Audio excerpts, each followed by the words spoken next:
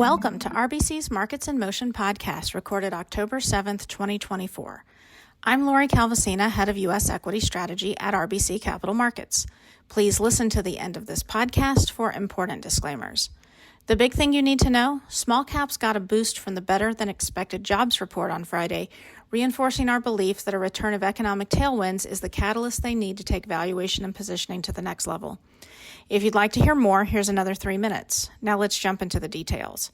Our main takeaway today, small caps got a boost from the jobs report on Friday, adding to our belief that a return of economic tailwinds is the catalyst they need to outperform.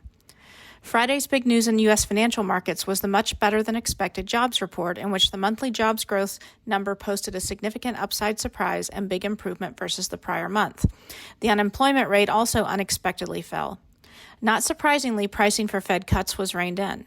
One thing that might have been a surprise for some was that despite lowered expectations around the Fed, small caps posted strong gains on the day.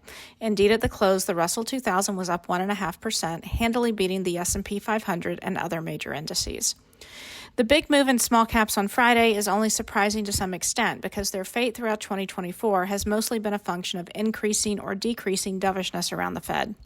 But equities focused more on the strengthening of the soft landing thesis on Friday than the dialing down of cuts, benefiting small caps, which we see as a healthy and completely reasonable development for this overlooked corner of the U.S. equity market.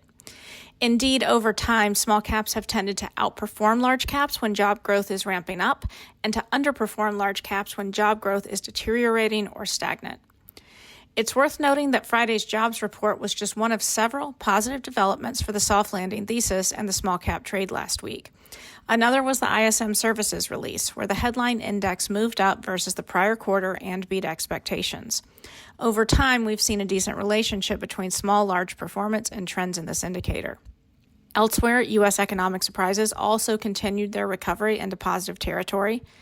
And this is all against the backdrop of some modest improvement in 2024 and 2025 GDP consensus forecasts recently.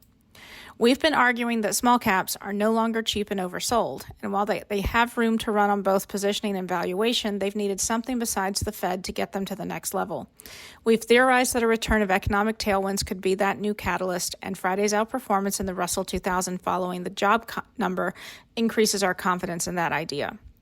The one thing tempering our enthusiasm for small caps a bit after last week's good economic news is that positioning in Russell 2000 futures, while not quite back to past all-time highs, has gotten a lot closer to past all-time highs in Friday's update.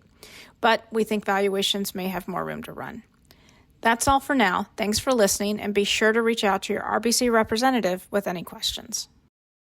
This content is based on information available at the time it was recorded and is for informational purposes only. It is not an offer to buy or sell or a solicitation, and no recommendations are implied. It is outside the scope of this communication to consider whether it is suitable for you and your financial objectives.